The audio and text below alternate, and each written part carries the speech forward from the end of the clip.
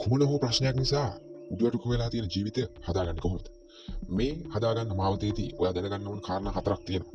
පළවෙනි කාරණාව තමයි ඔයා තේරුම් ගන්න ඕන මේ වගේ ප්‍රශ්න වෙන්නේ ඔයාට විතරක් නෙමෙයි කියන එක. මොකද ලෝකේ බහුතරයක් මිනිස්සු හුඟක් වෙලාවට ප්‍රශ්න වලට මුහුණ දෙනවා, කඩා වැටෙනවා, ජීවිතය උඩුවට කරගන්නවා. අන්න ඒක තමයි පළවෙනි කාරණා. දෙවෙනි කාරණේ තමයි සංසුන් වෙන්න ඕන. මොකද සංසුන් නොවි කිසිම දෙයක් හරියාකාරව හදාගන්නත් බෑ, කරන්නත් බෑ.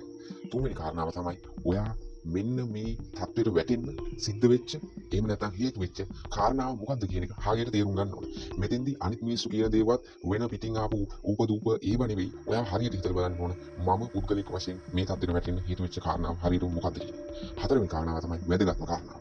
ඒ තමයි ඔයාගේ අතින් වරදක් වුණා නම්, ඔයාගේ අතින් යම් කිසි සිද්ධියක් වුණා නම්, ඒක හරිගස්සන්න පුළුවන් නම් ඒක හරිගස්සන්න උත්සාහයක් දෙන්න ඕනේ. හැබැයි ඒක හරිගස්සන්න බැරි නම් ඔයා ඒකට හරිගස්සන එක අතහැරලා දාලා ඔයා නැවත මේ වරද කරන්නේ නැහැ කියලා හිතාගෙන ඔයාගේ ජීවිතේ ඉදිරියට ගෙනියන්න ඕනේ. අන්න මේ කියන ක්‍රමවේද හතරෙන් ඔයාට පුළුවන් යම් කිසි ස්ථාවරත්වයකට පත් වෙන්න.